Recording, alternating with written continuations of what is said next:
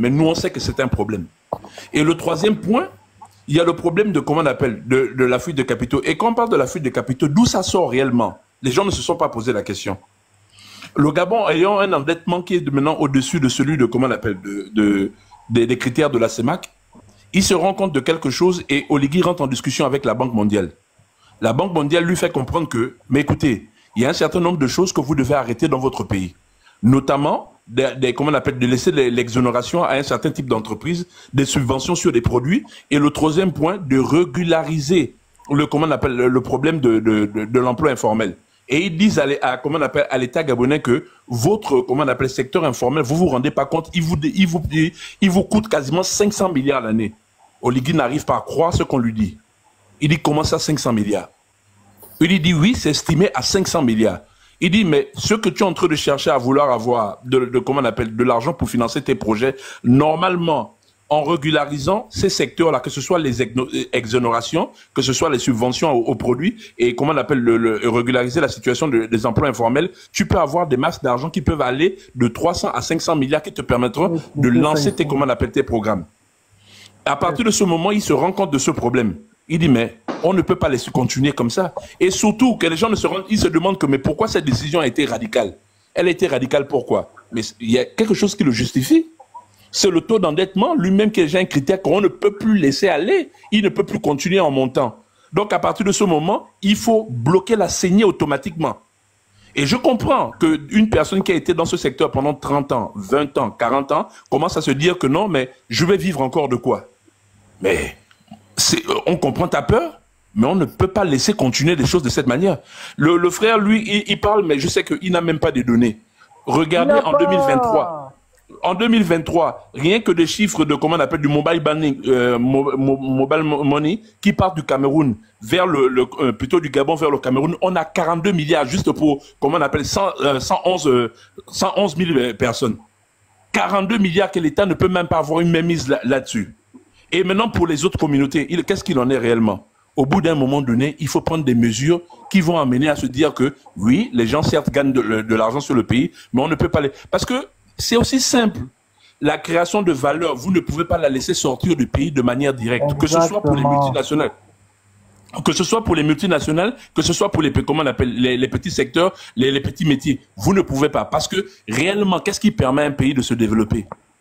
C'est la création de valeur, donc les bénéfices. Mais si les bénéfices eux-mêmes ne permettent pas d'aller dans des réserves, comment on appelle, les réserves légales, ou bien d'aller, comment on appelle, en termes d'épargne dans les banques, vous ne pouvez pas financer votre économie. Et d'un autre point, l'investissement, la plupart du temps, le plus vertueux, c'est celui qui part de la capacité d'investissement, comment on appelle, donc de la CAF des entreprises. Donc, quand une personne fait, comment on appelle, un bénéfice, il faut qu'une partie soit réinvestie automatiquement dans l'activité du pays. Mais sauf que, le cas du Gabon, il faut le dire, ça sort de manière systématique. Oui, on l'a toléré pendant une période. Au bout d'un moment donné, on s'est dit, ça ne peut plus continuer comme ça. Que d'autres personnes viennent, machin et tout. Et voilà pourquoi je dis même que les problèmes de fond, tout le monde est en train de les éviter. On dit, vous venez vous attaquer aux faibles, vous vous attaquez pas aux gros. Mais j'ai dit, mais ces gens-là, c'est de la manipulation. Eramet coûte, comment on appelle, crée quasiment 1200 milliards de francs CFA, comment on appelle, dans l'économie gabonaise. On a dit à Eramet, à partir d'aujourd'hui, la création de valeur doit se faire ici au Gabon. Ça ne se fera plus en France ou en Suède. Eramet a voulu bouler. Aujourd'hui, qu'est-ce qu'ils sont en train de faire? Ils sont rentrés dans le pas. On avait la compagnie nationale d'aviation qui était détenue par des Français. On a dit non, un secteur aussi stratégique, ça ne peut plus continuer comme ça. Il faut que les Gabonais soient propriétaires de ça. Aujourd'hui, qui est propriétaire? Ce sont les Gabonais. Le secteur du pétrole, on était à 25%. Oligui est arrivé, il a dit non, cette part-là est tellement insignifiante, on ne peut plus continuer comme ça. Il faut acheter Assala et Tulo-Oil. Aujourd'hui, on avoisine les 50%. Les gens veulent nous faire un faux procès, ils évitent l'information qu'on peut retrouver partout. Sur les multinationales, ils viennent dire, oh non, votre débat, c'est juste venir de chasser le machin. Oui, ça c'est de la manipulation. Et même, c'est pas parce que c'est des petits métiers, mais s'ils vous coûtent quasiment 500 milliards, comment on appelle, que l'État ne peut pas avoir, on n'a pas le droit de se poser la question que, pourquoi on va continuer à laisser cet argent sortir? Et on vient nous raconter tout et n'importe quoi. J'ai dit, au bout d'un moment donné, si d'autres n'ont pas le courage chez eux de se prioriser, nous on a pris la décision de se prioriser. Exactement. Et la loi est déjà passée. Elle est passée, que vous le vouliez ou ne voulez pas. Vous pouvez nous mettre, il peut avoir le vernis de, comment on appelle, de la xénophobie, le vernis de la haine, c'est votre problème à vous. Nous, Gabonais, on ne regarde pas ça. On a nos problèmes qu'on doit régler. Et c'est pourquoi je dis que genre cette manipulation-là, gardez-la comme vous voulez. Aujourd'hui, les gens me traitent de xénophobe. Je regarde, je m'en fous éperdument. C'est pas mon problème. C'est pas mon problème. Mon problème, c'est de régler mon problème de chômage de mes frères. Mon problème, c'est de, comment on appelle, de maîtriser l'économie de mon pays et d'éviter que les fuites de capitaux ne partent. Le reste, là, faites ce que vous voulez. Insultez-nous tous les jours. Mais ces problèmes-là, réellement, si on les regarde de fond, si une personne est logique, comment on appelle, écoutant ces problèmes, il va se dire, ces Gabonais ont quand même raison. Mais comme les gens veulent enlever la raison pour aller dans les émotions, qu'on arrive avec des injures, des moutonniers, des machins et tout, des gens qui n'arrivent même pas eux-mêmes à comprendre les problèmes. Il vient jurer quelqu'un sur comment on appelle, sur le panel. On va parler avec des gens comme ça. On donne les Gabonais, n'ayez pas honte. N'ayez pas honte. Vraiment il n'y a aucune solution pour s'entendre, à votre avis, si vous avez bien compris. Non, pas du tout. C'est pas ça. C'est pas ça. C'est pas ça. Le problème, c'est qui est dérangeant. Hein. Ce qui est dérangeant, ce sont les injonctions. Pour régler le problème de chômage. Non, ce qui est dérangeant, ce sont des injonctions. Mais voilà un abruti. Il ne comprend absolument rien. Il est toujours en train de machin. Mais monsieur le patron, toi, tu parles pas le français. Un abruti. Tu ne parles pas le français là. Tu ne dis pas que vous voulez régler votre problème de chômage. Faut faire descendre le monsieur là quand même. Et ça sous-entend qu'il faut chasser les gens. Ça sous-entend qu'il faut chasser les gens. Il est têtu. Mais c'est un abruti ce gars-là. Mais qui vous a dit qu'on a chassé quelqu'un? Qui vous a dit ça? Toi tu parles quoi? Toi tu parles que fang là? Je parle de quoi? Je suis Gabonais, je vis au Gabon. Toi tu parles quoi? Madame Koumba, vous avez raison. Au bout d'un moment donné, il faut que je parte. Je vous remercie de m'avoir écouté. Moi, je dégage de là. Je ne vais pas rentrer dans les bêtises d'un rigolo comme ça. D'accord. Il dit prendre des informations à travers le téléphone. Regardez-moi qui sont bornés. Toi, tu n'es pas borné. Je ne suis pas borné, monsieur. Moi, je suis pas borné. La parole, c'est pas qui est venu donner le mot d'ordre que descendez du live. Descendez du live. Elle est venue, elle est montée donner le mot d'ordre. Descendez du live. Elle-même, elle a du mal à partir dans le live. Elle est devenue commentatrice. Elle commence maintenant. Elle est venue donner le mot d'ordre. Descendez, allez sur le live. Allez sur le panel gabonais. Mais depuis, elle a du mal à parler. Elle commente maintenant. Même les problèmes ne se maîtrisent pas. Regarde africain et pardon là. On a donné le mot d'ordre depuis que vous les Gabonais, africain et pardon. Donnez-vous un rendez-vous à quelque part, c'est mieux. Mais quand on est en 2025, tu as un adulte qui te dit que moi je prends la source internet. Regard africain et pardon. Quittez le panel, vous partez. On a donné le mot d'ordre. Bien me chasser, bien me chasser. Madame la présidente est morte. Non mais monsieur, regarde, s'il vous plaît, regarde, je suis en train de parler à Dutchman. Si tu regardes, je dis c'est simple, on est en 2025. Lui-même il a dit, on est en 2025, on est au 21e. Tu regardes à travers un téléphone, on t'envoie les vidéos. Oui, c'est ça. Oui, il vient crier là, oui, on chasse. Il ne peut pas. J'ai vu des vidéos, j'ai vu des jeunes Gabonais parler aux mamans vendre en route là, ça m'a vraiment touché. J'ai écouté des vidéos des Gabonais parler. Et le pire, c'est que ça c'est des laissez-moi moi je dis ici là que arrêtez de mettre ces deux pays. Pardon. Et le pire, vous avez un problème, vous me connaissez avant. Pardon. Et le pire, faites vos histoires là, c'est un pays. J'ai dit même dans des pardon. Regardez. Même si nous sommes devenus la risée de l'Afrique sur le plan vous êtes arrivé de l'Afrique, vous êtes arrivé là-bas, et vous rendez-vous à quelque part, c'est mieux. Allez vous vendre cher ailleurs. Tout ce que je vais dire avant de partir, mais le modérateur j'ai déjà. Attends d'abord, s'il vous plaît. Le modérateur n'a qu'à faire quelque chose. Moi, je vis au Gabon. C'est ce que. Attendez un peu. Moi, j'ai dit. Ils sont en train de dire. Les gars, il regarde, africain et pardon. Oh, Seigneur. Il faut partir du live. Donnez-vous rendez-vous à quelque part, c'est mieux. Vous partez choquer la. C'est vous qui mettez la bouche dans le problème. On peut faire quoi? Je vais plier la main. Mais il faut réfléchir. Après, réfléchir. À quel moment un Gabonais est venu mettre sa bouche dans aucun plan, que ce soit politique, économique, social, même sur le plan du football, allez vous vendre cher ailleurs. Apparemment, vous connaissez à quelque part. Allez vous vendre ailleurs. On peut être la risée de tous les pays en Afrique, mais pas le Gabon. Mais il n'y a pas de problème, nous savons. Laissez de parler du Cameroun, parler du Bénin, du Togo, des autres là. Depuis que sur le panel, tu fais que parler du Gabon. Tu peux te calmer. Mais qui parle du Attends, le monsieur c'est ça. Qui parle du Cameroun? Le problème du Gabonais et béninois. Donnez-vous rendez-vous à quelque part. Donnez-vous rendez-vous, c'est mieux. Donnez-vous rendez-vous. En fait, regarde, monsieur, je vais finir avec. Ça devient des Donnez-vous rendez-vous, c'est mieux. Je vais finir avec une mention. Rendez-vous où? Je vais finir avec une mention. Même avec les moyens, il va s'en sortir. Je vais finir avec une mention. Même si c'est dans le ring là, même si c'est dans le ring, même si c'est domaine sport, on met la boxe, on met tout ça. On va parler du Gabon. Vous êtes champion pour beaucoup parler, mais pour être hors sujet, vous êtes très fort. Laissez-moi finir. Donnez-vous rendez-vous. C'est Dutchman, il faut Dutchman, même si c'est avec les mains. Je dis, même si c'est le football sur le terrain là, vous allez vous en sortir. Regarde, il parle maintenant du football, vous voyez. Souka, tu as la Il parle parole. du football. Souka a la Il parle parole. maintenant du football. J'étais dit politique, économique, même sport. de ce challenge. Regarde, vous voyez, il parle de football. Ils sont en train de faire un débat Souka entre a la parole. Il parle de football, vous voyez. Un adulte. On parle de l'économie, on parle de football. Il te parle d'un les yeux bandés, mon ami. Allez, Souka a la parole. Souka a la parole. Ok, ça. Bonsoir, vous m'entendez? Vous me recevez? Oui, très bien, très bien. Donc c'est le football qui nourrit le Cameroun. Ah, ça, c'est incroyable. Bonsoir. Oui, allez-y, Souka a la parole, oui. Bonsoir aux différents membres du panel. Oui, salut. Merci pour ce panel.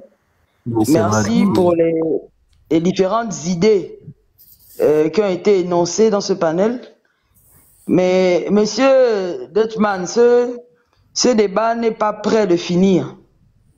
Parce que on a l'impression que c'est une couverture et chacun tire de son côté. Le problème que traversent les Gabonais aujourd'hui est un problème qui existe depuis. Les autres pays africains savaient que le Gabon était abusé, mais ont refusé de penser au Gabon. Aujourd'hui, le Gabon veut penser au Gabon. Ça devient un autre problème. On n'a jamais dit qu'on n'a pas besoin d'étrangers au Gabon. Qu'on n'a pas besoin de la force de l'étranger au Gabon. Toutes les autorités qui ont géré le Gabon avaient mis des politiques qui favorisaient les étrangers au Gabon pour des raisons que eux-mêmes maîtrisaient.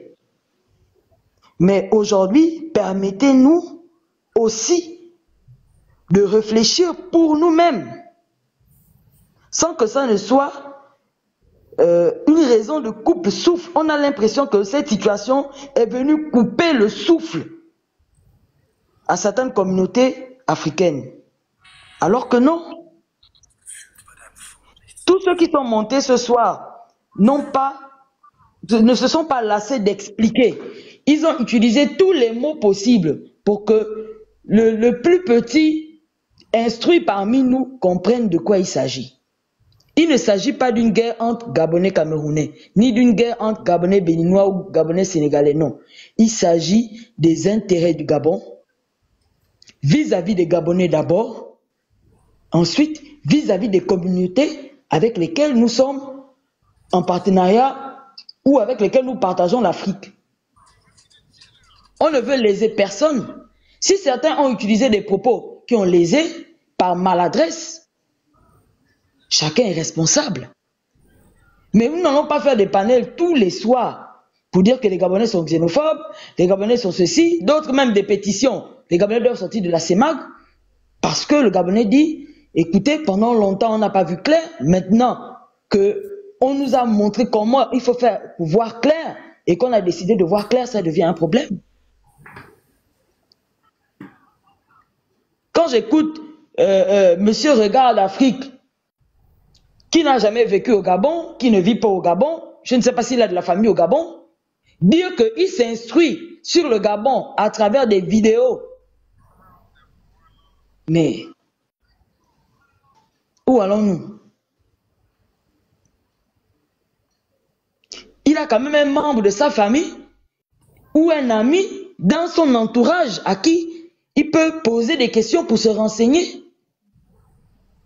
Côtoyer les Gabonais combien d'Africains au Gabon ont subi des passions de la part des Gabonais? Combien de vidéos à l'international ont montré des Gabonais en train d'agresser des étrangers au Gabon? Donc on ne va pas prendre un incident de l'embarrainer parce que Tata Bertie a agi avec violence dans ses propos pour généraliser les Gabonais. Pourtant, les Gabonais sont assujettis aux étrangers depuis longtemps. Donc, moi, je pense que quand même s'il fallait que le débat aille jusqu'à 6 h du matin, mais à la fin de ce débat, que chacun reconnaisse qu'il est temps que le Gabon aussi voie clair dans son économie, voie clair dans son organisation, voie clair dans sa politique. Le Gabon ne s'est jamais ingéré dans les politiques des pays voisins. Mais on voit ici des internautes africains, des frères africains, qui insultent le président gabonais, qui l'appellent par son nom, son prénom, comme si c'était leur ami, qui le traitent de nul, qui le traitent de ceci, parce qu'il parle des intérêts du Gabon. Mais si la loi qu'il avait votée était en faveur des frères africains, au détriment des Gabonais, ils auraient dit quoi? La même chose. Qui n'est pas Gabonais, qui n'aime pas les Gabonais, etc. Donc moi je dis, ce sujet-là ne va jamais terminer, parce qu'on ne va jamais être d'accord. Okay. Mais ça nous engage. Nous, en tant que Gabonais, on veut aussi voir clair. On a le droit de voir clair. Moi, je suis les informations des pays africains. J'ai suivi le discours du ministre du Travail camerounais qui disait dans son discours, j'ai retenu une phrase, qu'en réalité, il n'y a pas de travail au Cameroun pour les étrangers. L'étranger qui travaille au Cameroun est automatiquement un spécialiste en quelque chose qui vient pour former les Camerounais et repartir. La Tanzanie a dit la même chose, le Congo voisin, la même chose.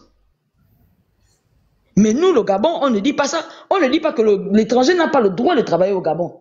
Nous, on dit, pour que l'étranger travaille au Gabon, il doit se mettre en règle. Il faut qu'on sache qui il est, qu'est-ce qu'il fait, qu'est-ce qu'on gagne dans ce qu'il fait. J'ai suivi des panels là où des gens sont venus dire oui, la carte de séjour au Gabon, on paye des milliards, de 800 000 de ceci pour la carte de séjour au Gabon, mais ils n'ont même pas pris la peine de prendre d'abord la bonne information avant de venir dire ça, ces choses-là. Donc à un moment donné, est-ce que c'est juste la volonté de salir le Gabon pour que tout le monde se tourne vers le Gabon pour lancer le caillou? Est-ce que ces panels, c'est pour instruire? Parce que je tiens à vous dire que dans ces panels-là, parmi les gens qui nous écoutent, il y a des jeunes enfants, des Gabonais, des jeunes Camerounais, etc., qui, à travers ces panels, s'instruisent sur certaines situations économiques, financières de nos différentes nations. Donc, il faudrait qu'à un moment donné, on soit cohérent dans ce qu'on fait. Pas seulement s'insulter, se traiter de rigolo. Le Gabon, c'est un petit pays. On n'a jamais dit qu'on était grand. Petite population. On n'a jamais dit qu'on a une grande population. D'accord. Mais il y a beaucoup d'étrangers dans nos populations qui ont eu la nationalité gabonaise et qui gonflent même cette population-là. Je voudrais parler. On va d'abord vous prendre la parole, madame, s'il vous plaît. Désolé, mais est-ce que quelqu'un a une motion pour elle vite fait? Avant qu'un jour ne parle. Je crois qu'un jour n'a pas encore parlé, n'est-ce pas? Est-ce que quelqu'un a une motion pour elle? Non, sinon, un jour, salut. Après ça, c'est Florentin. Après, maman, je sais pas. Bon, maman, oui. Ouais, un jour, vas-y, allez-y. Ok, je vais pas être long. Bonsoir à tout le monde. Ouais, salut. Je pense que quand on vit dans un pays étranger, on doit respecter les lois de ce pays-là. La plupart de nos frères étrangers qui sont au Gabon, qui ont des commerces, ne payent pas des impôts. Ils font des commerces, ils gagnent de l'argent. Tout l'argent qu'ils gagnent vont dans leur pays. Le reste, ils se nourrissent. Ils ne payent aucune taxe, aucun impôt, surtout l'impôt. Ils ne payent rien. Ils ne déclarent rien à l'État. Le but d'un d'une entreprise, d'un commerce aussi petit qu'il soit, est de créer de la richesse. Un commerce qui ne crée aucune richesse pour un pays n'a aucune utilité. Si nos frères africains veulent une place au Gabon, ils doivent se conformer aux lois du Gabon et payer les impôts. Toute terre qui t'accueille, tu dois payer l'impôt où tu es. Les gens disent qu'il y a des Gabonais à l'étranger. Oui, mais les Gabonais qui sont à l'étranger payent des impôts. Les Gabonais qui sont à l'étranger vont pour des études. Donc, créent de la richesse pour ces pays-là. Les frères africains qui sont au Gabon ne créent aucune richesse. Au contraire, ils appauvrissent le Gabon. Soyons clairs. La plupart des frères africains qui sont au Gabon sont des gens, la plupart qui n'ont pas fait de grandes études. Ils viennent, comme on dit, se chercher. Sans payer de l'impôt, ils créent de la pauvreté au Gabon. Si le Gabon a décidé que désormais c'est une loi officielle, pourquoi ça dérange? Pour ceux qui veulent rester, ils se mettent en règle. Pour ceux qui ne veulent pas, si tu estimes que le pays qui t'accueille, tu ne l'aimes pas ou tu ne peux plus vivre. Tous les Gabonais qui sont partout en Afrique là sont en règle. Tous les Gabonais qui sont partout dans le monde entier sont en règle. Vous êtes le seul peuple parfait sur la terre, toujours en règle partout où vous partez. Je dis bien tous les Camerounais, tous les étrangers qui sont au Gabon ne payent pas les impôts, c'est oui, ça? Les petits commerces au Gabon ne payent pas l'impôt. C'est ça. Vous êtes le seul peuple le plus parfait. Mais finalement, ça devient un débat entre toi et moi. On va commencer à mal parler. Vous allez dire qu'on a la malbouche. Vous êtes le seul peuple parfait. Laissez finir par s'il vous plaît. Mais finalement, ça devient un débat entre toi et moi ou c'est un panel. Laissez finir de parler. Mais parce que ce que toi tu dis n'a pas de sens. Ce que toi tu dis là. Ça n'a pas de sens. Pourtant, tout est sur le net. Hein, tu sais, aujourd'hui, on peut taper. Moi, je vis au Gabon. Aujourd'hui, on peut taper et retrouver des informations. Qui cherche, trouve. Je répète, la plupart des petits commerçants étrangers qui sont au Gabon ne payent aucune taxe. Ils payent les taxes, mais ne payent aucun impôt. Je dis bien aucun impôt. Tu viens de mettre la plupart. Oui, parce qu'il y a toujours une exception à la règle. Mais au départ, toi, tu n'as pas dit la plupart. Ils ne payent aucun impôt. Et la plupart des étrangers qui rentrent au Gabon, nos frères africains, ce ne sont pas des étrangers qui ont été formés, qui ont fait des études. Ils viennent se chercher. Et c'est une réalité. Tu vas avoir la parole tout à l'heure. Tu vas parler de tes trucs là. Donc, si tu estimes que tu vis dans un pays, vivre dans le pays de quelqu'un, c'est s'expatrier. Si tu estimes que tu vis dans un pays et que ce pays-là, tu n'es plus d'accord, mais pars. Il n'y a même pas un débat à faire. La terre qui t'accueille... Parlez avec les chiffres. Vous parlez beaucoup sans chiffres. La terre qui t'accueille... Donnez les chiffres à tout ce que vous racontez. Je ne sais même pas pourquoi ça fait un débat. Une terre qui t'accueille, tu ne te sens pas bien, pars chez toi. On dit qu'on est mieux que chez soi. Allez-y chez vous. Moi, je ne sais pas pourquoi vous en faites un débat, en fait. Non. C'est tout ce que j'avais à dire. Vous avez le droit de faire ce que vous voulez dans votre pays. Hein? Attendez, doucement. Cyril, doucement. Est-ce que quand émotion pour elle, sinon, Florentin? Après, Florentin, ça sera... J'ai une émotion rapide. Je salue tout le monde. Non. Si quelqu'un a émotion par rapport à ce qu'elle a dit, vas-y, après. Émotion rapide. Ou bien tu peux même attendre ton temps de parole. Florentin parle d'abord. Non, parce que là... D'accord, merci. Moi, j'ai une émotion. Pardon. Mais c'est après. Je vais prendre la parole après. J'ai une émotion, mais c'est après. Ok, Florentin, allez. D'accord. Je salue tout le monde. Salut. Et je remercie monsieur Deshman pour le temps de parole. Moi, je ne suis pas pour le président gabonais. Je ne suis pas non plus contre le président gabonais. Je dis ça parce que il est le président du Gabon et il a toute la latitude de faire le nécessaire pour son pays. Vous voyez. Bon, d'abord, je dis, je suis béninois. Donc, quand il a la latitude, il a aussi le pouvoir de faire le nécessaire pour son pays. S'il ne le fait pas, c'est qu'il a échoué. Maintenant, un pays qui t'accueille, par exemple, au Bénin ici, tu fais un commerce, le commerce, si tu as un bénéfice, c'est bon. Et ça doit apporter quelque chose au pays. Quelque chose forcément au pays. Si ça n'apporte rien au pays, c'est quoi l'intérêt alors? Donc, être en règle dans ce pays, c'est la moindre des choses qu'un président peut demander à tous les citoyens de ce pays. Je dis citoyens, je parle de nationaux comme étrangers. Donc, tout le monde doit être en règle pour l'évolution du pays, c'est normal, c'est la moindre des choses. Maintenant, peut-être la politique appliquée par le président peut ne pas être... tout le monde ne peut pas être d'accord avec ça. Peut-être la politique a chuté de l'autre côté de la mare, ou bien c'est ce que je vais dire. J'espère que vous comprenez. Peut-être que la politique n'est pas bon. Peut-être. Puisque moi, je ne suis pas à sa place. Je ne sais pas ce qu'il voit.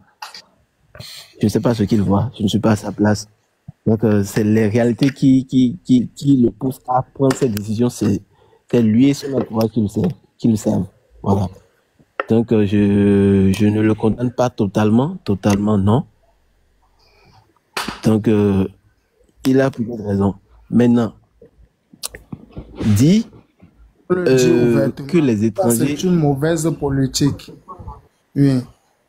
C'est ce que je dis, la politique n'est peut-être pas bon. Je ne peux pas dire que c'est... régler le problème de chômage, d'emploi dans son pays. Ça, c'est une mauvaise politique au 21e siècle. Et ça, c'est exposer son peuple. Ça, c'est exposer son peuple à la xénophobie. Au 21e siècle, ça, c'est exposer son peuple. Tous ces ressortissants qui se retrouvent... Non, attendez. C'est Florentin qui a la parole. Ça, c'est une... Je vois qu'il n'est pas en train d'aller vite, mais bientôt... S'il vous plaît, monsieur, regard africain, s'il vous plaît. Vas-y, tu peux continuer. S'il vous plaît. D'accord. Maintenant, c'est quand on tient certains discours qui tendent à diviser le peuple, c'est là ça devient dangereux. C'est là ça devient un petit peu dangereux. Puisque quand tu dis c'est à cause d'eux que vous ne trouvez pas à faire, vous n'avez pas de travail, c'est à cause d'eux. Là, c'est pas bon. C'est là le problème. Il ne peut pas dire que c'est à cause des étrangers que les Gabonais n'ont pas de travail. Non. Il est le président de tout le monde, de toute la population qui est au Gabon. Le président des étrangers, le président des Béninois qui sont au Gabon, le président des Camerounais qui sont au Gabon et le président des Gabonais. C'est le président de tout le monde qui sont sur le territoire. C'est à lui de faire le nécessaire pour que tout le monde ait un boulot, surtout les Gabonais. Donc, il ne peut pas doiter une communauté pour dire, ah, c'est à cause d'eux que vous n'avez pas de boulot. C'est là le truc qui m'a choqué, moi. C'est là, c'est un peu biaisé. Donc, il peut revoir sa politique et puis tout le monde sera content. Donc, je laisse la parole. Il faut avoir le courage de le dire. Toi, tu veux dire... Est-ce que quelqu'un émotion pour lui, sinon? Est-ce que quelqu'un émotion pour lui? J'ai une émotion rapide, là. Pour Florentin. Oui, moi aussi. Non, pour un jour. Pour un jour. Tout à l'heure, j'ai pas pu faire la motion, mais j'aurai une motion pour un jour. Une personne va faire la motion, après maman, je sais pas. Oui, elle va parler. Une personne va faire la motion. Oui. Ok, je voulais dire... Comment tu me dis toujours maman, je ne sais pas. Maman Ninja, ok, voilà. Ok, je voulais juste te dire un jour, vous savez, franchement, moi je pense que, je pense que ce débat, c'est TikTok qui l'a exacerbé. Depuis le départ, j'étais monté sur un panel, j'ai dit, ok, je ne valide pas, personnellement, la manière dont la dame a mis le problème sur les réseaux sociaux. C'est pas bien d'aller filmer les parents des gens de la sorte. Ça frôle l'humiliation. Mais, sur le fond, vous êtes Gabonais, vous revendiquez ce que vous voulez. Moi, j'ai dit le premier jour, elle aurait dû s'adresser au maire, c'est tout. Mais maintenant, qu'est-ce qui est en train d'aller dans tous les sens? C'est que sur les réseaux sociaux, les gens, pour des motifs, il y a des gens qui sont frustrés de chez eux, parce que j'entends des trucs que les gens disent sur les réseaux qui n'ont rien à voir. Et les Gabonais, arrêtez de dire que les gens qui viennent chez vous ne payent pas les taxes, qui sont mal éduqués, vous partez à l'étranger, vous êtes les plus beaux du monde. C'est faux. Ça peut même pas être vrai. Revendiquez vos choses tranquillement sans forcément dénigrer les choses. Vous en avez le droit. Vous n'avez même pas besoin de vous justifier.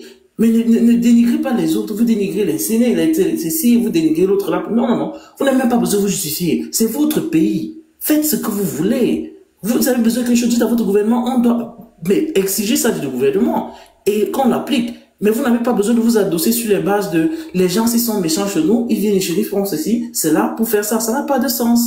Faites juste ce que vous avez à faire. Et les gens qui ne respectent pas les règles, foutez-les dehors. Point. Ne venez pas sur les réseaux sociaux dire que non, vous êtes les plus beaux, les autres sont les plus moches. C'est pas vrai. Ok. Une maman ninja, allez-y, allez-y. Bon, moi, je vais d'abord répondre. Pardon? J'ai envie de répondre. Mais normalement, c'est maman ninja qui a la parole actuellement. Ok. Maman ninja, allez-y, allez-y. Merci pour la parole. Oui. Il semble qu'elle a quelque chose à dire par rapport à ce que j'ai dit, peut-être. S'il vous plaît. Oui. Ok, s'il vous plaît. Ah bon, ok. Maman ninja, peut-être une seconde. Un jour, oui, allez-y. Si vous peut-être vous avez une motion. Je vais d'abord reprendre à M. Florentin. Oui. Monsieur Florentin a dit que, déjà, il a dit le président gabonais est le président de tous ceux qui vivent sur le territoire. Exactement. Mais il est d'abord le président des Gabonais. C'est les Gabonais qui font élire leur président. Donc, il défend d'abord, il est d'abord le président des Gabonais. Donc, c'est d'abord les Gabonais qui l'ont fait élire. Donc, il a presque l'obligation que les Gabonais se sentent bien chez eux. Il a l'obligation. Donc, voilà. Si on n'est pas bien chez nous, si on ne se sent pas bien chez nous, on va être bien chez qui? Chez le voisin? Non. Donc, il défend nos droits. C'est normal. Donc, dire qu'il est le président, il doit veiller à ce que, oui, les populations étrangères qui vivent au Gabon doivent se plier aux droits des Gabonais, mais il est d'abord le président des Gabonais. Ça, c'est la première chose que je voulais relever. La deuxième chose que je voulais relever, ça a été dit, moi je ne sais pas pourquoi, je le répète, pourquoi les populations étrangères se sont aussi frustrées que ça. Vous êtes en règle. On ne peut pas prendre quelqu'un qui est en règle et le mettre dans un bateau pour dire pars ou dans un avion. Mais vous n'êtes pas en règle, il y a un contrôle. Vous partez chez vous. Pourquoi il y a autant de débats? Pourquoi il y a autant de problèmes? Je ne sais pas pourquoi ça va dans tous les sens, en fait. Donc, c'est tout ce que j'avais à relever. Ok. Alors, celui qui n'est pas content, les gars, c'est je n'ai jamais dit que... Non. C'est maman ninja qui a la parole. D'accord. Elle va trop patienter même déjà. Donc, c'est elle qui a la parole actuellement. Merci. D'accord, merci. Oui. Merci mon frère, bonsoir à tous. Merci. Bon, je vais remercier déjà un jour, je crois que c'est ma sœur qui est là, parce qu'elle a répondu à la motion que je voulais apporter au frère Florent qui disait que le président Oligui est là pour toutes les personnes qui vivent au Gabon. Je voudrais souligner que ce n'est vrai en aucun cas. Le président Oligui est le président des Gabonais et du Gabon. Toutes les personnes étrangères qui vivent là-bas ont respectivement des ambassades. S'ils ont des plaintes à faire, ce sont ces ambassades-là qui font office de président dans ces pays-là. Ce qui sont habilités, c'est comme ça. Oligui est le président il est le président des Gabonais. Donc, c'est juste la motion que je voulais apporter au frère qui disait qu'il appartenait. Non. Et lorsqu'il je dis qu'il est le président des Gabonais, il a été élu à 94%. Plus de 94%. Il a été élu pour ses convictions, pour le fait qu'il est venu pour redorer la dignité des Gabonais. Aujourd'hui, il y a des débats à gauche, à droite sur le fait que notre président ait pris une décision, la décision de remettre les petits commerces au peuple gabonais. Moi, je vais dire, et sans langue de bois, pour ceux qui disent que oui, c'est ça redorer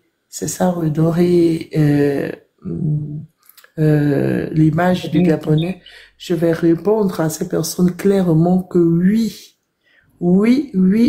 j'ai eu la chance, sans me jeter des fleurs, d'avoir visité en Afrique 8 pays. Et en Europe, bon, je vais pas parler de l'Europe, mais je vais parler de l'Afrique. J'ai visité 8 pays. Et croyez-moi, dans tous ces pays-là, les commerces sont détenus. À part la Côte d'Ivoire, où je vais quand même dire que il y a eu une diversité. Il y a une diversité chez eux. Mais tout le reste des pays que j'ai visités, que j'ai eu la grâce de visiter, ces pays-là, tous les petits commerces sont tenus par les autochtones. Alors, je ne vois pas pourquoi une décision d'un président gabonais pour son pays, le Gabon, pour sa population gabonaise, qu'il a voté à plus de 84%, puisse bousculer l'univers entier, ou plutôt puisse bousculer particulièrement le Cameroun et le Bénin. La sœur qui a eu à intervenir, Tata Bertie, sur l'affaire du marché, c'est juste un ras-le-bol.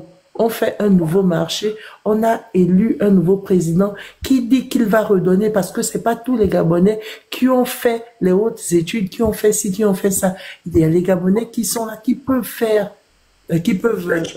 les Gabonaises ou les Gabonais qui peuvent maintenant, il apprend aux Gabonais maintenant de prendre les responsabilités par rapport aux autres présidents à l'autre président, donc notamment Bongo, qui l'avait mis dans notre mentalité, qui nous avait laissé croire que le vrai travail, c'est le travail du bureau. On est né dans ça, le vrai travail, c'est le travail du bureau. Et il y a malheureusement ceux qui ne sont pas forcément qualifiés pour être au bureau. On peut être riche en vendant une tomate, un piment, une goyave ou je ne sais trop quoi. Et c'est ce que le président veut nous inculquer aujourd'hui. Il voudrait que les personnes prennent ces petits commerces-là. Non pas pour chasser.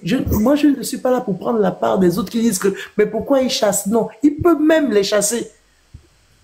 Il peut les chasser, on peut jouer à ça, si on veut, on peut jouer à ça. Je dis que notre pays a l'argent et notre pays a le droit de prendre toutes les décisions qui favorisent le Gabonais.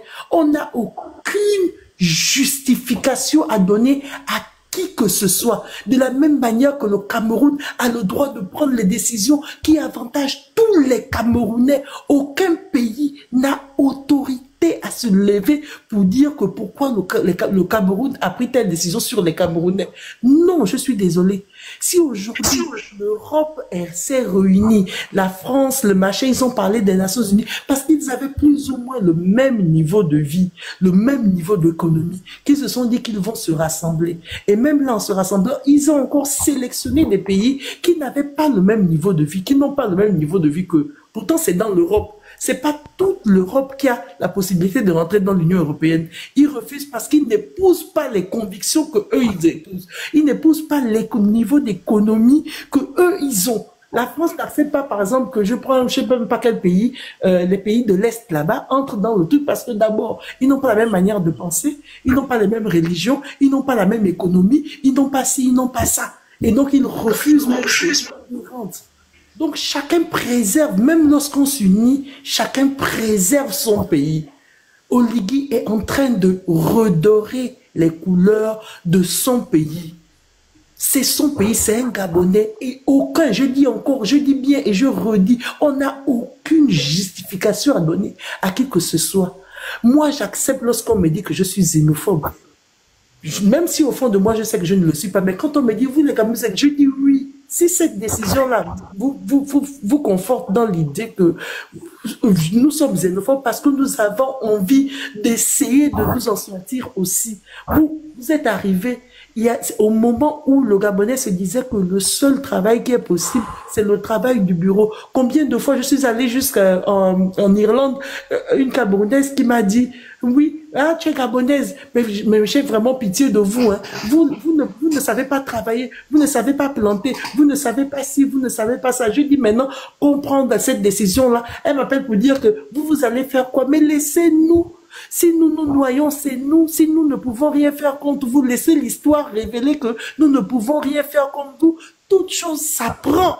Toute chose s'apprend. Nous ne connaissions pas certainement, mais nous apprendrons. C'est notre pays. Partez si vous pensez que nous ne devons pas, nous vous justifier en fait, nous vous traitons mal. Partez simplement. Partez. Et si vous voulez chasser, nous, qui sommes dans vos pays, parce que vous dites que nous sommes nombreux dans vos pays. Déjà, dans notre pays, à nous, nous ne sommes pas nombreux. Combien de fois vous allez venir dire que nous sommes nombreux dans votre pays? Nous sommes combien entre nous? Lorsque vous parlez là que les Gabonais aussi sont nombreux chez nous, nombreux là, c'est combien? Dieu a donné, nous a donné notre petite parcelle avec notre petite population. Donc, si dans notre propre pays, nous ne sommes pas nombreux, nombreux que vous dites là, c'est combien chez vous? On ne peut pas reprendre nos gens. J'ai dit que notre pays a l'argent et notre pays a l'économie. Si le Cameroun part, le Bénin part, le Gabon ne s'éteindra pas, ne s'effacera pas de la carte d'Afrique. Oligui l'a dit à Trump, qui est le président pratiquement en griffe du monde. Il lui a dit que si tu ne payes pas chez nous, je trouverai d'autres. Si on n'arrive pas à s'en sortir avec, sans le Cameroun, le truc, on trouvera d'autres avec qui on s'en sortira, ou bien nous-mêmes on se battra pour nous. Partez et on verra si on ne s'en sortira pas. Ou jouons à ça. Chassez nos gens qui sont chez vous. Parce que je sais que nous ne sommes nombreux nulle part, à part un peu en France où, voilà. Mais nous ne sommes pas des centaines de milliers chez les autres. Jouons à ça, rapatrions les troupes. Chacun reprend pour lui. Je suis fier, je termine avec ça. Je suis fier de mon pays. Lorsque il y a eu la guerre en Côte d'Ivoire, mon cousin, à l'époque, j'étais encore trop jeune, mon cousin était en Côte d'Ivoire. Lorsque la guerre a commencé en Côte d'Ivoire, mon président, à l'époque, c'était Bongo. Omar Bongo Ondimba. A dit, moi-même, je termine avec ça. Je termine avec ça, mon frère. Après, tu pourras répondre. Excuse-moi. Laisse-moi juste terminer. Excuse-moi. Après, je te laisserai parler. Mon président de l'époque, qui était à l'époque Bongo Ondimba, avait envoyé des avions. Allez dire que faites la guerre entre vous là-bas, ça vous regarde. Pourtant, il y avait des Gabonais là-bas qui étaient en études, qui étaient faire ceci ou cela. Il y avait la guerre au pays. Il n'a pas dit que il y a mes ressortissants là-bas. Vous pensez à quoi? Il a dit que j'enlève mes gens. Il a envoyé des avions.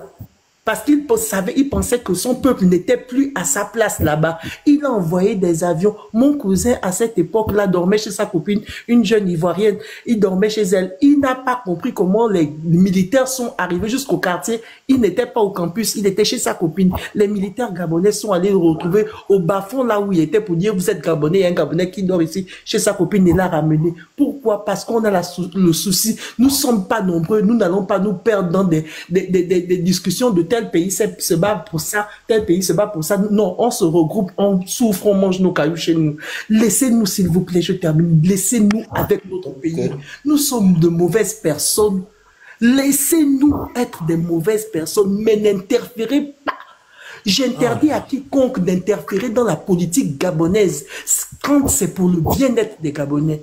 Parce que nous n'interférons pas dans vos politiques à vous. On se regarde comme ça là, chacun se débrouille. On essaye de se battre du mieux qu'on peut. Si vous n'êtes pas d'accord, prenez vos pieds, vous repartez là où vous êtes bien. Moi là où je suis, là, dans les pays des autres là, quand on m'embête, même quand j'ai raison, j'ai dit c'est moi, je ne suis pas chez moi, je prends mes pieds, je pars, je ne suis pas chez moi, je ne vais pas faire la longue bouche. Je fais la longue bouche chez moi. Si vous sentez que vous n'êtes plus à l'aise au Gabon, partez et puis chacun va se débrouiller. On va voir comment le Gabon va s'effacer de la surface de la terre parce que les Béninois sont partis ou bien parce que les Camerounais ont fini de livrer la tomate. On verra là où comment le Gabonais mourra de faim. Et puis on va voir, l'histoire nous le dira, mais arrêtez d'emmerder le monde pour les décisions, plus pour le bienfait des Gabonais, s'il vous plaît. J'en ai fini. Est-ce que quelqu'un a une motion pour elle là? Pour Maman Dia, est-ce que quelqu'un a une motion pour elle? Est-ce que quelqu'un a une motion pour elle? Sinon, J.A. là, je crois que J.A. est venu avant l'entrée. Moi, je vais ajouter pour elle, c'est que bon, je suis content pour elle que son président a pris de telles décisions. Et puis, je prie, je croise les doigts pour eux. Et puis, je prie, je continue de prier pour eux. Et on verra comment ça va se passer. Peut-être que c'est pour le bien. Ok. J.A., salut. Oui, bonsoir mon frère. Merci beaucoup pour la parole. Est-ce qu'on m'entend bien, s'il vous plaît? Très bien. Ok. J'ai écouté la bien-aimée qui a parlé juste avant là. Je crois que son discours est limpide et il n'y a pas grand-chose à ajouter. Simplement, ce qu'on peut regretter, ce qu'on peut regretter, c'est que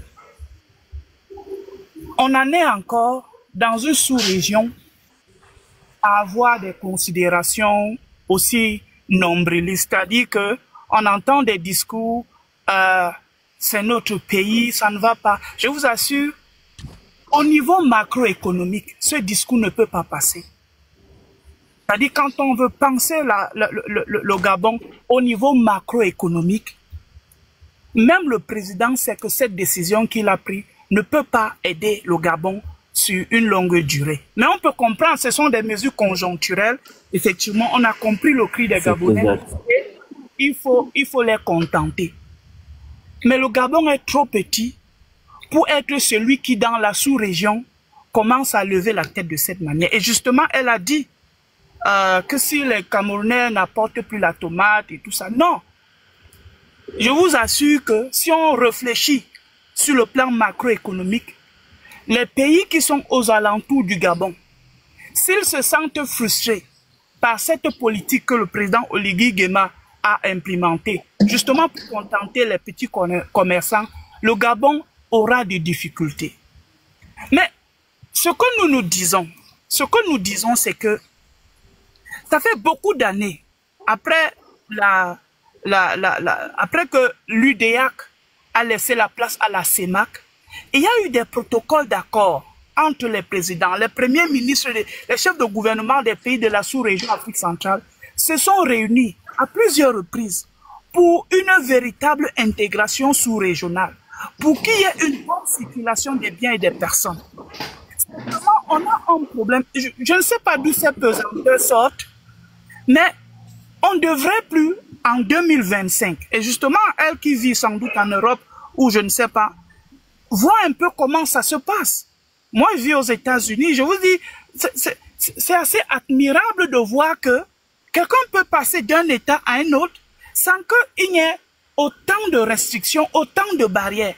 Que l'on voit dans notre petite sous-région, moi je suis Camerounais, que l'on voit dans une petite sous-région comme l'Afrique centrale, des batailles au niveau des petits commerces. Je vous assure, oui, on comprend la décision du président, mais ça fait honte. Ça fait tellement honte que on a même de la peine à parler de ce sujet.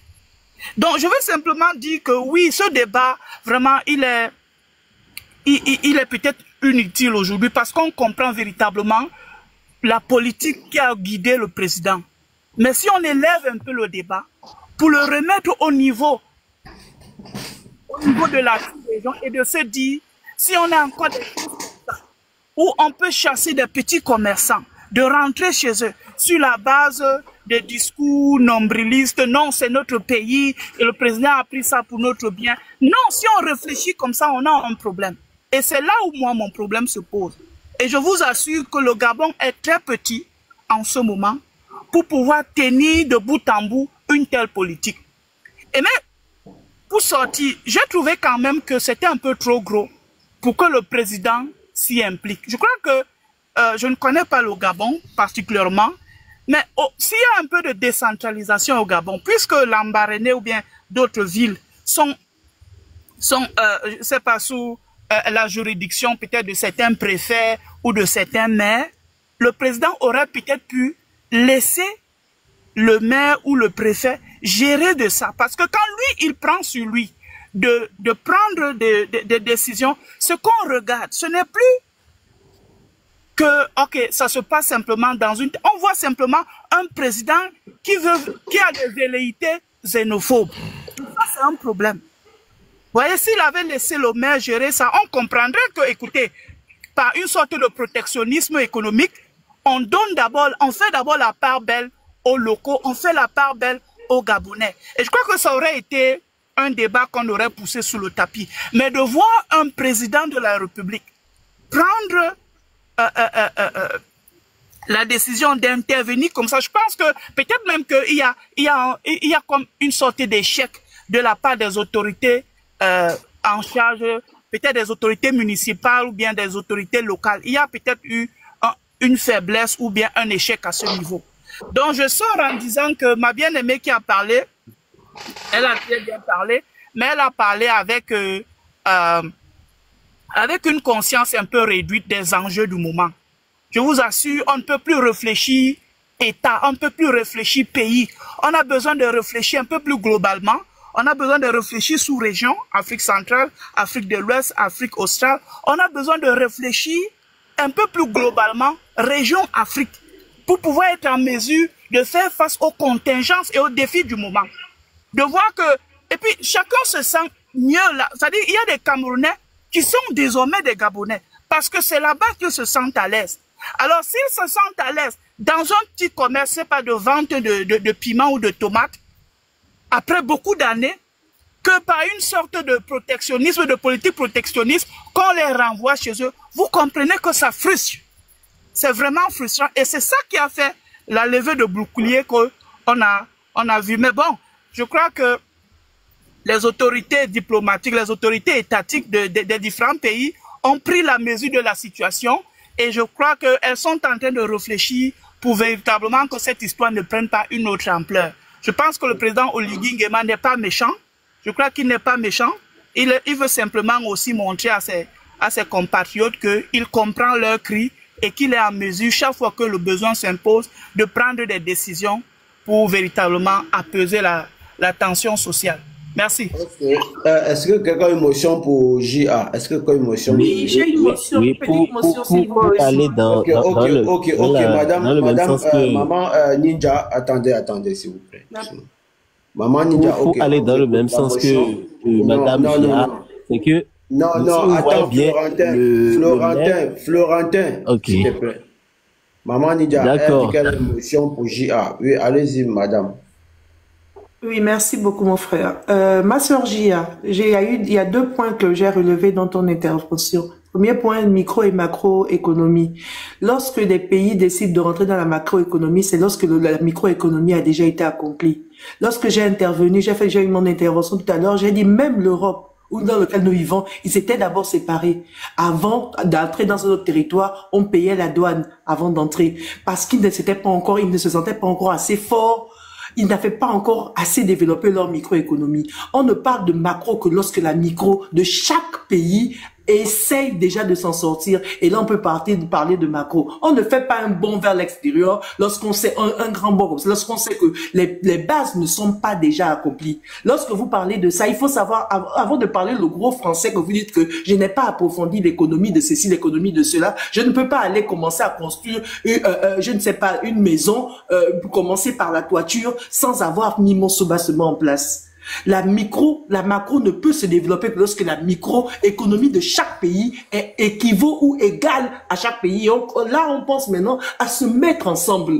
On essaie d'abord, sinon, d'abord développer chacun chez soi. C'est de la même manière que lorsque tu es dans ta maison, tu arranges d'abord ta maison avant de chercher à arranger la maison de l'autre ou balayer la cour de l'autre. Ne me parlez pas, s'il vous plaît, de macroéconomie lorsque la micro n'est pas accomplie. Le Cameroun aujourd'hui qui dit qu'il nourrit le Gabon avec les tomates et les piments qu'ils envoient tout le temps, n'a même pas encore réussi à atteindre l'autosuffisance alimentaire, n'a même pas encore fini de construire ses routes, n'a même pas encore fini de pouvoir avoir ne serait-ce qu'une politique générative, donc de pouvoir avoir qu'un président au moins par décennie. Même ça, on n'a pas encore pu avoir. C'est maintenant de macroéconomie que vous voulez parler. Parlons des choses ne parlons pas des choses que nous ne maîtrisons pas, ma sœur.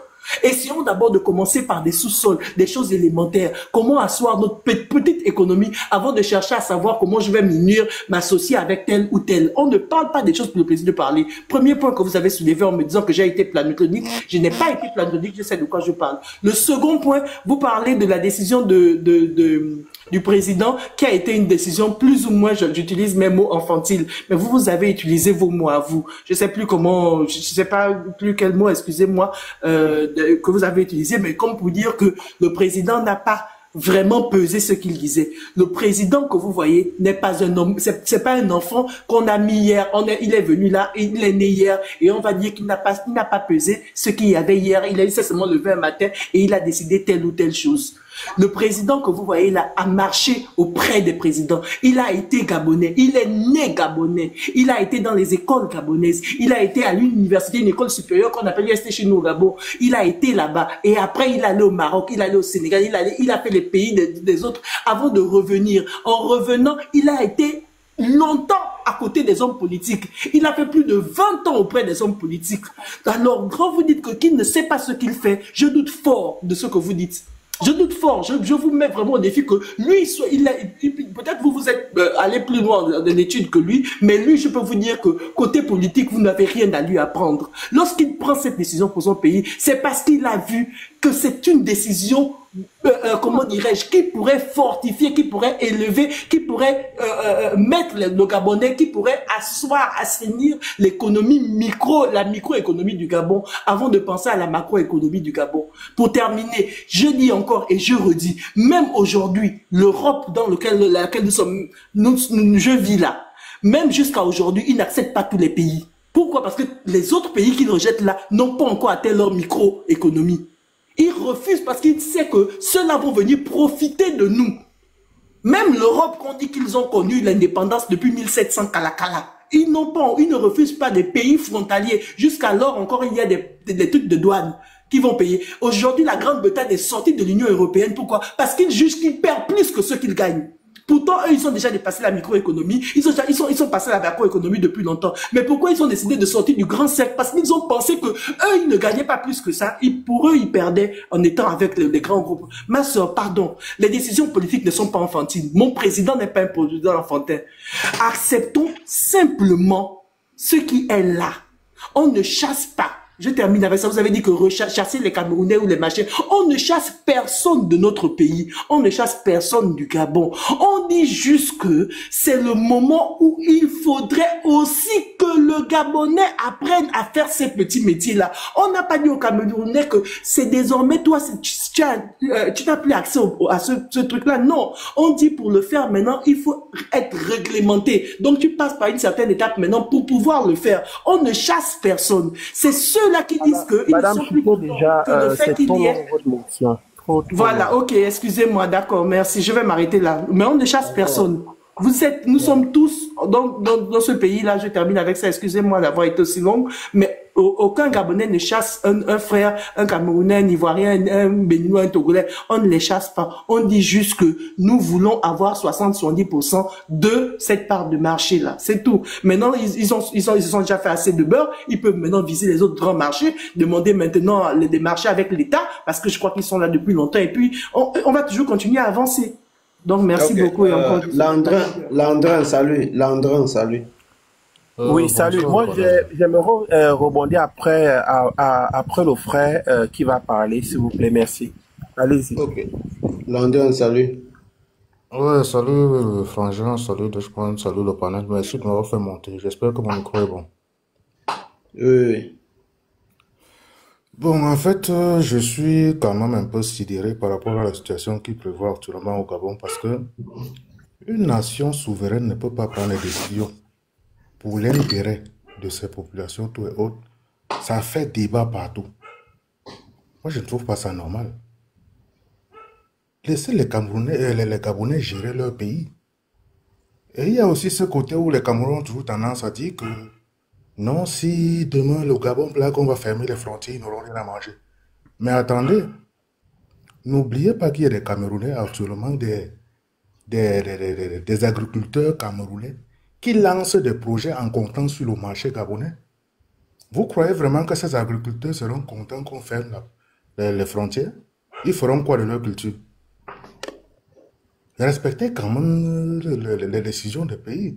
On est en train de se plaindre aujourd'hui que non, on a fait ci, on a fait cela. Depuis qu'on a pris cette décision-là, vous avez déjà reçu combien de contingents, combien de personnes sortant du Gabon parce que ça a impacté, la décision a impacté sur leur business là-bas. Personne. Ça veut dire que les gars s'en sortent. Parce qu'aujourd'hui, on dit, on nourrit le Gabon, on fait ceci, on fait cela, tout et autres. Ça, c'est des histoires. Envoyer les tomates là-bas, machin, tout et autres, ça ne représente même rien du tout. En une année, les gars, on peut inverser cette tendance-là. Moi, je parle en tant que Camerounais. Est-ce que vous savez que même en termes d'échange entre le Cameroun et le Gabon, La balance est déficitaire au niveau du Cameroun. En 2024, le Cameroun a acheté les produits du Gabon pour 58 milliards. Par contre, le Gabon a pris 25 milliards chez nous. Vous voyez la différence? Bon, imaginez cela d'ici quelques 5 ans. Descendez un peu de vos chevaux, les Camerounais. Je parle en tant que Camerounais, descendons de nos chevaux. Là, le Gabon a même plutôt une chance pour le Cameroun. Pour l'économie du Cameroun. Le Gabon est une chance. Parce qu'aujourd'hui, il y a beaucoup de businessmen maintenant qui ne fonctionnent que parce que le Gabon existe. Mais quand on veut parler, les gars se lèvent et disent que machin, on peut faire ceci, on peut faire cela. Mais attends, si une nation veut contrôler le flux migratoire sur son territoire, ce n'est que normal. Et en plus, même normalement, c'est même pas le Camerounais qui devrait ouvrir la bouche pour parler de ces choses-là. Parce que même chez eux, là, c'est trop sale. Hein? C'est trop sale. C'est trop sale. Parce que quand j'entends parler de xénophobie, machin, tout et autres, là, c'est pas très propre au Cameroun. Hein?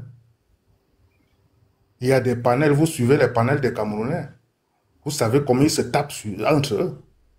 Mais aujourd'hui, pour une petite décision, on a tué qui au Gabon? Oui, je vais déplorer le fait que peut-être tous les citoyens aujourd'hui se lèvent pour afficher d'autres. Les citoyens de d'autres États. C'est pas bien. Voilà la seule chose qu'on peut reprocher.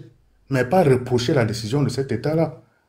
Tous les jours, vous dites que les gens sont paresseux. On leur fait comprendre que bon, j'ai pris conscience que le président dit que j'ai pris conscience que vous êtes paresseux et vous allez travailler de gré de force.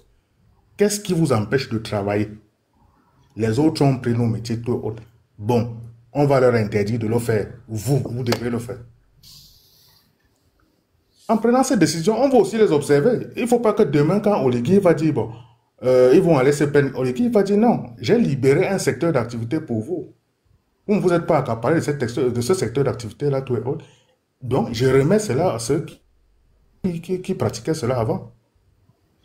Donc, soyons un peu, réfléchissons un peu, les amis. Laissons surtout à mes frères du Cameroun. Là. Les autres peuvent parler, ils sont loin. Mais pour le Cameroun doit quand même faire profil bas. Merci. Ok. Si personne n'a émotion pour lui, Maître peut parler. Mais si tu pouvais me permettre de réagir juste en 30 secondes, s'il te plaît. Ok, vas-y. Ok, allez-y avant que Maître ne parle. D'accord. Vraiment, nous sommes ici dans un débat intellectuel, ok? Je ne suis pas sûr que, au-delà des appartenances au Gabon ou Camerounaises, tout ça, et il n'y a pas quelque chose de personnel entre nous. Et j'ai parlé de façon très générale. La réaction de la sœur Maman Ninja a été assez épidermique. Je ne sais pas pourquoi.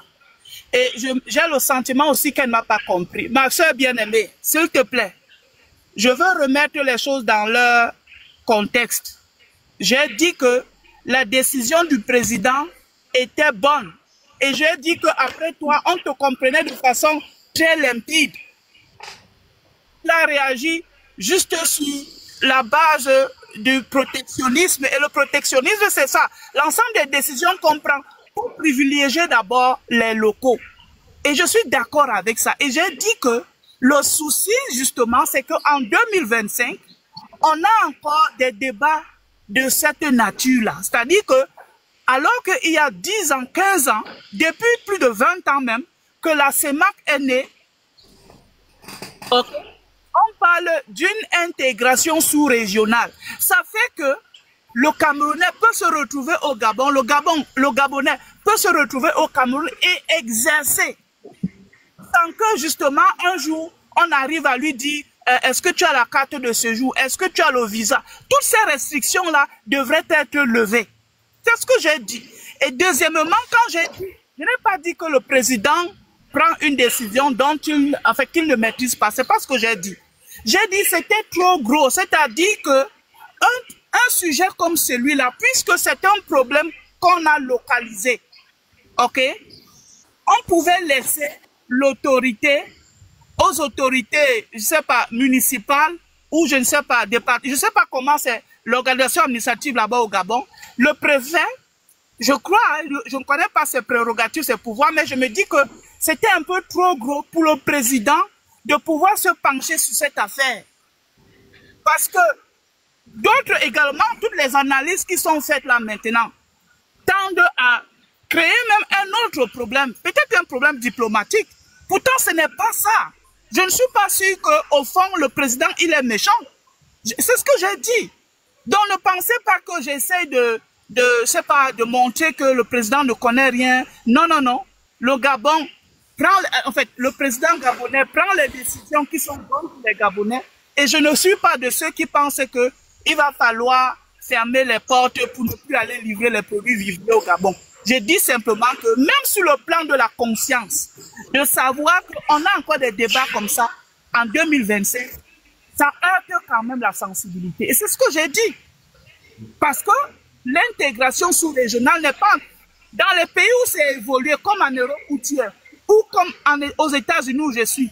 Moi-même qui ne suis pas américain, je circule, je fais ce que je veux, je pars d'un État à un autre. Au moment où moi je vis à Kansas City dans le Missouri, mais je suis en ce moment à Sacramento.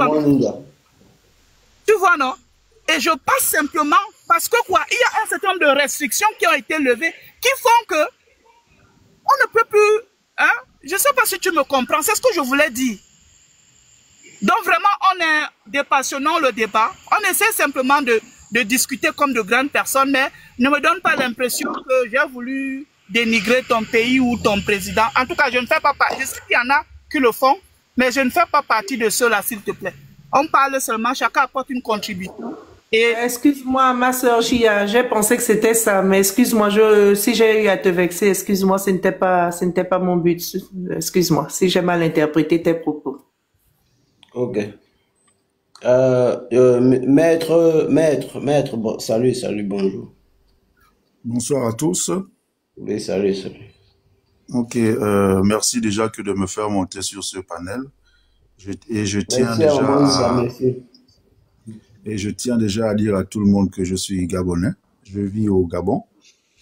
Et que, tout comme vous, je suis l'actualité. Déjà, d'entrée de jeu, il faut dire qu'au Gabon, nous ne chassons personne. Il faut dire que la décision qui a été prise par les hautes autorités vise simplement à organiser un secteur qui, depuis lors, est qualifié de secteur informel. Alors, qui mieux placé que les autorités pour décider de structurer ce secteur-là? Ça veut dire quoi de manière pratique? Vous voulez entreprendre au Gabon?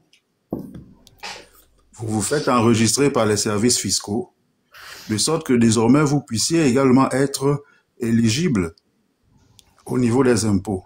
Parce qu'il faut avouer que la non-maîtrise de ce secteur était toute une grande perte de devises pour le Gabon. Et puis lorsqu'on parle de balance, mais regardez la balance économique du Gabon. Qu'est-ce que le Gabon exporte? C'est principalement les matières premières. Et le discours du président aujourd'hui au niveau de Tchibanga a été clair. Nous voulons transformer notre pétrole, notre cacao, bref, toute notre matière première en produits finis. Nous ne voulons que vendre les produits finis. Bon, il y a une dame qui parlait de macro tout à l'heure. Mais qu'est-ce que nous, Gabonais, nous proposons aux autres? Ce sont principalement ces matières premières-là. Or, si nous arrivons à les transformer chez nous, ça va faire entrer plusieurs devises au Gabon. Pour ce qui est de la petite économie, là également, il faut organiser les choses, il faut restructurer.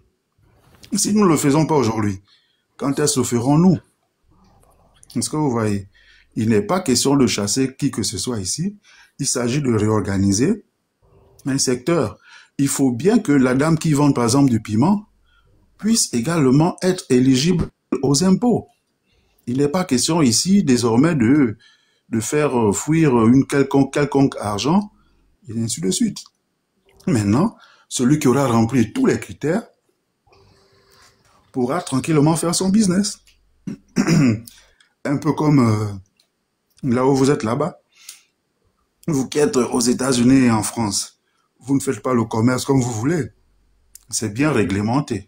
Eh bien, le Gabon également aspire ou alors veut atteindre ce niveau où tout est réglementé. Ne plus faire les choses dans le noir. Voilà, c'est tout ce que j'avais à vous dire. Ok. Bon, est-ce que quand quelque chose pour lui, émotion, voilà. Sinon, MC Sokel, salut. MC Sokel, salut. MC Sokel, salut. Waouh. Il a bien levé son micro, mais il ne parle pas. Salut, comment? Oui, ça va, ça va. On vous écoute très bien.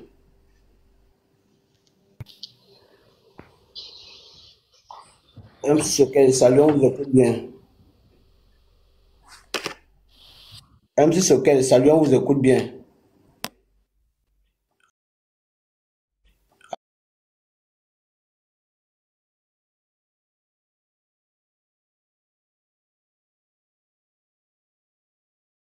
Pas du Cameroun avec Grand K, c'est de là qu'on commence à exister. Mais ce n'était pas un État, c'était un territoire colonial. Donc, on peut partir alors de 1800. Avec qui comme président, lui? C'est là où ça devient compliqué. Je ne sais pas si on peut. C'était déjà le Cameroun. Donc, avec qui comme président? Il n'y avait pas de. En 1884. Avec les Allemands. Sous domination allemande, est-ce qu'on peut parler de. Tu as vu un État sans président? Lui, tu as vu un État sans président? C'est que des gens. Nous étions déjà. Mais je ne dis pas. On était déjà un État. Quand tu dis nous, c'est qui? S'il te plaît, ne viens pas nous fatiguer. Nous n'étions jamais l'État en 1824. Nous sommes devenus l'État en 57 ou 58. Donc arrête. Voilà. Tu ferais mieux l'expliquer. Hein? Mais comment ça, tu dis? On commence à parler du Cameroun quand? Le Cameroun en lui-même, n'a pas d'indépendance. Les indépendantistes, nos indépendantistes réclamaient donc. Non, même jusqu'à présent, nous ne sommes pas en réalité indépendants. C'est un semblant d'indépendance. On réclamait donc alors quelle indépendance? Nous, grâce à son excellence. Non, en effet, on est toujours en train de réclamer. On est voilà, donc ne dites donc pas que le Cameroun. Parce que si vous dites que le Cameroun est né en 1900, ça veut dire qu'on n'a pas le droit de réclamer une indépendance. Non, le problème, c'est que les gens comprennent. Non, nous sommes sur une fausse indépendance au départ. Nous sommes sur une fausse indépendance. Cameroun de 1957, alors que réellement la vraie bataille commence depuis le temps des Allemands. Mais bien sûr, une rétrospection. Non, je n'ai pas tort. On va parler. Les gars, ne sortons pas du sujet, ne nous dispersons pas. Nous sommes sur la communauté, restons sur la communauté. Non. Mais c'est parce que quand l'histoire évoque, nous n'avons jamais été indépendants. Ce n'est pas ça, ne sortons pas. Il y a un problème là, la communauté. La communauté doit être reconnue. La communauté est le fondement et la base de l'État. Celui qui me parle du droit du sol, le Cameroun n'a pas le droit de sol, mon frère. Oui. Le Cameroun n'a pas le droit de sol. Oui. Il est écrit nulle part que si tu nais au Cameroun, tu deviens Camerounais. Ça, c'est les choses des États-Unis. À connaître mon frère. Non, pas mon frère. On est alors Camerounais comment? On est Camerounais parce qu'on appartient à une communauté. Là, je blague. Si je comprends guerrier, on ne peut pas avoir de Camerounais. Moi, je n'aime pas le désordre. Je n'aime pas quand tout le monde bavarde. Si vous voulez faire ça, moi, descendre. Moi, j'ai mal aux oreilles. Guerrier, s'il te plaît. Moi, au fait, pendant que vous parlez, moi, j'aime bien que lorsque je me mute, que je vais aux commentaires. Mais il se trouve que je n'arrive pas à écrire en bas. Que tu as un compte, comment on appelle ça? Non, pourquoi tu as le mot nous bloquer, moi? Il m'a bloqué, ok, je vais te dire, ok, je ne comprends pas. Ma soeur, pardon, ne m'accuse pas. Pardon, excuse-moi. Parlez tu as vu, non? Bon, accepte d'abord. Mais j'ai déjà accepté, je suis entré, je suis accepte mon amitié, comme ça va, tout le problème ça. J'ai déjà fait, c'est toi qui dois faire le reste. Merci. Non, accepte mon amitié, j'ai envoyé Mais comment je suis dans le panel, donc il faut que je redescende dedans. Nous, on est là dans les sujets sérieux, les gens, oh, c'est terrible, c'est terrible. Ah, je comprends. Ok, maintenant tu peux commenter. Commente. Mais il faut accepter mon amitié. J'ai vu le problème. Elle avait raison. Il y a quelque chose qui... Lui, comme sa police, comment tu peux voir? Le Bantou a fondé. Comment maintenant? Fais un commentaire, on va voir. Guerrier, pardon, je m'excuse. Écris quelque chose, on va voir. Écris quelque chose. Écris n'importe quoi. Écris n'importe quoi, on va voir. Avoir seulement des cas. Mets seulement dans ton commentaire seulement des cas, on va voir si ça passe. Parce que je suis allé voir, il y avait un petit problème. Ouais, là c'est ok. Ok.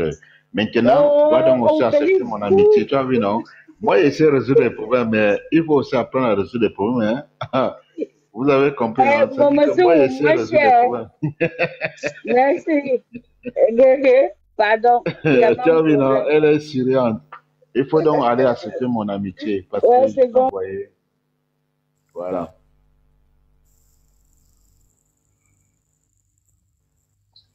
Dans lui, le Cameroun, c'est un jeune État. Il y a beaucoup de choses à refaire. Donc, lui qui parle du droit de sol, nous ne sommes pas les États-Unis. Non, mais le Cameroun a le droit de sol. Comment tu dis que nous ne sommes pas les États-Unis? Je dis que nous ne sommes pas les États-Unis. Chaque pays a le droit de créer sa politique. Guerrier a raison, tout à fait.